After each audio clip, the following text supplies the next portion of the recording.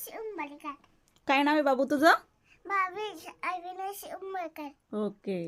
नमस्कार, मी अश्विनी जेजुरकर. आज आपण अकोल्यामध्ये आलेलो आहोत आणि अकोल्यामध्ये आपले मनोज सर आहेत. इथे सध्या आरोग्य सल्लागार म्हणून काम करतात आणि मनोज सरांनी ह्या बाळासाठी खूप छान असा रिझल्ट घेतलेला आहे. आज आपण त्यांच्याच आजीच्या तोंडून ऐकूया त्यांना काय त्रास होता आणि कसं रिझल्ट आलाय.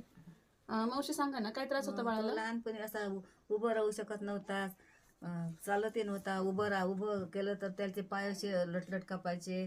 आता ते औषध घेतल्यापासून खूप आराम आहे. उभा राहतो, काही कसं धरून चालतो असं. ह्याच्या आधी धरून आजी आपण डॉक्टरांकडे काही खर्च केला का? लय खर्च केला असा, कितीतरी पण अंदाजे बराच केला. तरी 2 लाख 4 लाख किती? नाही, एवढा नाही, एखादा लागला असेल. एखादा लाखभर खर्च केलाय तुम्ही. पण काही रिझल्ट होता का तिथून?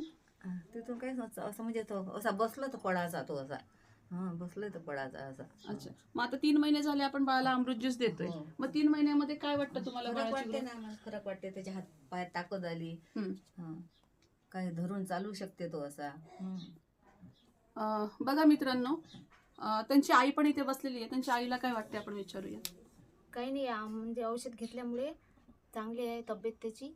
आणि चालायला लागते, म्हणजे असं दिवाणले धरून असं गोल गोल फिरते आणि म्हणजे उभं राहते सोडलं की.